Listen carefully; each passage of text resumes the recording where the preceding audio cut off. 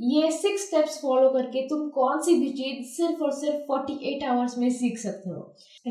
सो आज हम बात करने वाले हैं एक बुक के बारे में which is how to learn almost anything in 48 hours. तो सबसे पहले मैं पूरे वीडियो का एक मैं प्रीव्यू देती हूँ। पहले हम बात करेंगे मेमोरी पैलेस के बारे में, फिर स्पीड रीडिंग और इन्फॉर्मेशन एब्जॉर्प्शन, फिर हम बात करेंगे इफेक्टिव नोट टेकिंग मेथड के बारे में, उसके बाद होगा कल्टिवेटिंग ए ग्रुप माइंडसेट, फिर हम बात करेंगे creating an optimal environment and last step जानने के लिए तुम्हें वीडियो लास्ट तक देखना पड़ेगा। ओके, तो सबसे पहले हम बात करेंगे मेमोरी पैलेस के बारे में। उससे पहले मेरे दिमाग में एक कोट आया which is memorising is not just a skill, it's an art. तो ये मेमोरी पैलेस होता क्या है एक्चुअली? अगर लिटरली देखा जाए तो इसका मीनिंग ये होता है कि मेमोरी का बना हुआ एक पैलेस। तो ये टेक्निक फॉलो करके हम किसी भी चीज को एकदम फास्ट मेमोराइज कर सकते हैं। तो ये टेक्निक को फॉलो करने के लिए सबसे पहले तुम्हें ऐसी जगहों के बारे में सोचना पड़ेगा जो तुम मतलब कभी भी नहीं भूलोगे। फॉर एग्जाम्पल वो तुम्हारा घर हो सकता है, तुम्हारा कॉलेज हो सकता है, या फिर तुम्हारा हॉस्टल जहाँ पर भी तुम रह रहे हो। ओके, लेट्स जस्ट कंसिडर कि तुमने तुम्हारा घर कंसिडर किया है। तुम जो चीज मेमोराइज करना चाहते हो उसको किसी चीज के साथ कनेक्ट कर दो। फॉर एग्जाम्पल अगर तुम फोटोसिंथेसिस के बारे में पढ़ रहे हो एंड तुम्हें वो टॉपिक को याद रखना है। फॉर एग्जाम्पल तुमने हॉल में एक सोफे को कंसिडर किया, ओके, एंड वो सोफे को इस तरह विजुअलाइज करो कि वो एक बड़ा सा ग्रीन कलर का पत्ता है and it is absorbing light. And इस तरह से तुम जब फोटोसिंथेसिस के बारे में सोचोगे तो तुम्हें वो ग्रीन कलर का बड़ा सा सोफे वाला पत्ता दिखेगा। So it would be easier for you to memorize and connect those things. और वन बोनस थिंग इज तुम जितना चाहे उतना एग्जैजरेटेड और जितना चाहे उतना डिटेल बना सकते हो। और इसी तरह से जब भी तुम सोफे पे बैठोगे तो तुम्हें फोटोसिंथेसिस का रिवीजन हो जाएगा, या फिर तुम फोटोसिंथेसिस के बारे में बाद में रिवाइज कर रहे हो तो तुम सोफे को याद करोगे। Okay, so the second thing is speed reading and information absorption. Problem जो है जो बहुत सारे लोग फेस करते हैं कि उनकी रीडिंग स्पीड बहुत ज्यादा कम होती है। तो इसका वन ऑफ द रीजन है सब वोकलाइजेशन। मतलब जो भी हम पढ़ रहे हैं वो एक दिमाग में और एक बार हम उसे रिपीट करते हैं, और वो रिपीट करते टाइम जो टाइम इन्वेस्ट होता है वो मतलब काइंड ऑफ डबल होता है। तो उसकी वजह से हमें रीड करने में और ज्यादा टाइम लगता है। तो ये रिपीटेशन वाला टाइम बचाने के लिए हम क्या कर सकते हैं? तो जब भी हम पढ़ते हैं हमारा फिंगर जो भी हम पढ़ रहे हैं वो वर्ड टू वर्ड के ऊपर जाना चाहिए, ताकि हमारा ब्रेन, हमारा फिंगर और हमारे आईज पूरा ध्यान एक ही चीज के ऊपर रहे और हमें उसे रिपीट करने की जरूरत ही ना पड़े। और इस तरीके से हम हमारा कॉम्प्रिहेंशन और ज्यादा इंक्रीज कर सकते हैं। Okay, so let's just consider कि तुम्हारे पास बहुत सारे नोट्स है और तुम्हें उन्हें जल्दी से जल्दी रिवाइज करना है। तो तुम ये इफिशिएंटली कैसे कर सकते हो? तो इसके भी 3 स्टेप्स है।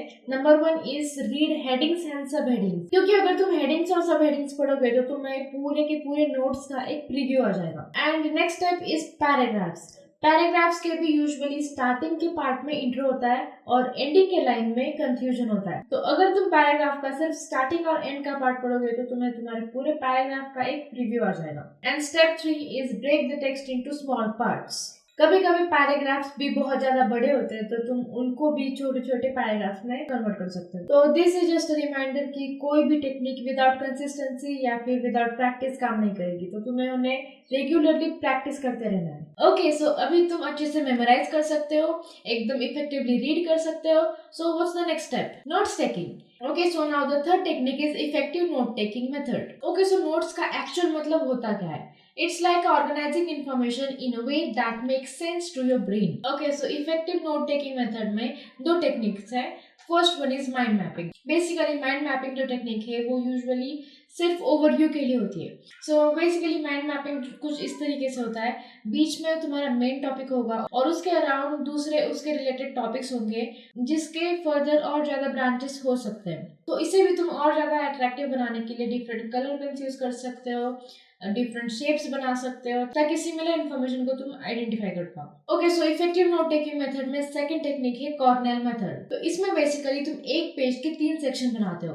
पहला बड़ा section, second one medium and third one the smallest. First section में तुम सारे नोट्स के उसके इंपॉर्टेंट पॉइंट्स लिखोगे। सेकेंड सेक्शन में वो सारे नोट्स के तुम सिर्फ और सिर्फ कीवर्ड्स लिखोगे ताकि जब तुम रिवाइज करो तो तुम्हें पता चले कि ये सारे टॉपिक्स के बारे में ये नोट्स है। और थर्ड सेक्शन होगा कंक्लूजन, जिसमें 1-2 सेंटेंसेस में तुम पूरे के पूरे नोट्स को एक कंक्लूड कर पाओ नीचे। और तुम चाहे जैसे भी नोट्स लिख रहे हो इसमें 2-3 चीजें होनी ही चाहिए। First one is shortcuts. हर एक चीज को फुल फॉर्म में लिखने की जरूरत नहीं है। तुम जितना ज्यादा शॉर्टकट्स यूज करोगे उतना ज्यादा टाइम सेव होगा तुम्हारा लिखते समय भी, रीड भी करते समय, रिवाइज भी करते समय। Okay, so now fourth part is the mindset. Which is like really really really important. अगर तुम्हें तुम्हारी लाइफ में या फिर किसी भी टास्क में प्रॉब्लम आ रही है तो उसको एक प्रॉब्लम की तरह मत देखो। लाइक वो एक लिमिटेशन नहीं है, वो रिस्ट्रिक्शन नहीं है, उसमें कुछ ना कुछ अपॉर्चुनिटी होगी और उसको तुम लेके और भी ज्यादा बेटर बनने का ट्राई करो। लाइक हम किसी भी बड़े ब्रांड या फिर बिजनेस को देखें तो उनका जो फाउंडर होता है उनके लाइफ में कोई ना कोई एक प्रॉब्लम आई होगी और वो प्रॉब्लम फेस करके उन्होंने एक सोल्यूशन ढूंढना होगा और वो सोल्यूशन को ही उन्होंने बिजनेस में कन्वर्ट कर दिया।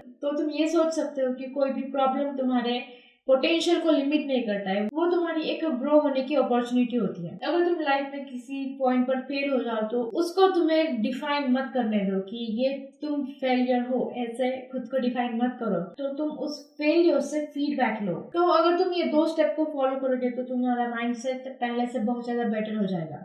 तो step 1 is set achievable goals.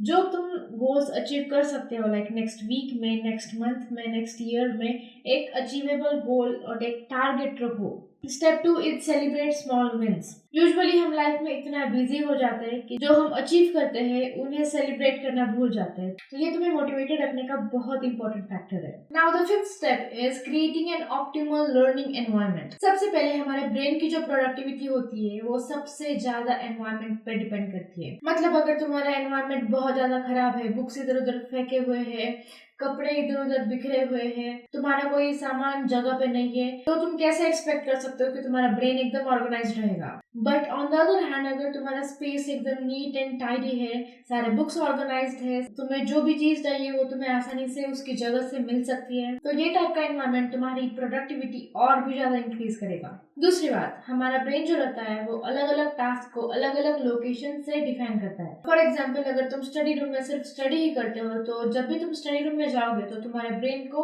Automatically पता चलेगा कि अभी तुम स्टडी करने वाले हो। बट अगर तुम तुम्हारे स्टडी रूम में खाना भी खाते हो, दोस्तों के साथ मस्ती भी करते हो, पढ़ाई भी करते हो, सोते भी वहीं पे हो, तो जब भी तुम तुम्हारे स्टडी रूम में जाओगे तुम्हारा ब्रेन कंफ्यूज हो जाएगा कि तुम अभी क्या करने वाले हो। तो इसीलिए तुम तुम्हारे ब्रेन को कंफ्यूज मत करो और एक जगह पे एक ही काम करो। लाइक स्टडी रूम में स्टडी करना, किचन में खाना खाना, बेडरूम में सोना, लिविंग रूम में रेस्ट करना, ऐसे तुम डिफरेंट टास्क के लिए डिफरेंट लोकेशंस को असाइन कर दो। And last but not the least, the 6th step is the consistent routine. तो ये सारी चीजें जो हमने अब तक सीखी है, इन्हें सीख के सिर्फ भूल नहीं जाना, हमें ये सारी चीजों को हमारे रूटीन में कैसे लाके इम्प्लीमेंट कर सकते हैं इसके बारे में सोचना चाहिए। सो बेसिकली रूटीन एक्चुअल में होता क्या है? रूटीन मतलब तुम तुम्हारे पूरे दिन में कौन सा टाइम पे क्या काम करते हो। मुझे पता है कि हर एक दिन सेम नहीं होता, बट तुम्हें एक पैटर्न तो एटलीस्ट फॉलो करना चाहिए। लाइक सुबह तुम कितने बजे उठते हो, कितने बजे खाना खाते हो, कितने बजे स्टडी पे बैठते हो, जो जो चीजें तुम्हारे कंट्रोल में है वो तो तुम सेम टाइम पे करो। And the last thing is true power doesn't lies in the techniques but in the commitment to applying that consistently in your life. तो अगर तुम ये 6 स्टेप्स को फॉलो करोगे तो तुम्हारी ब्रेन की प्रोडक्टिविटी बढ़ेगी, तुम कोई भी काम करने समय एकदम इफिशिएंटली कर सकते हो।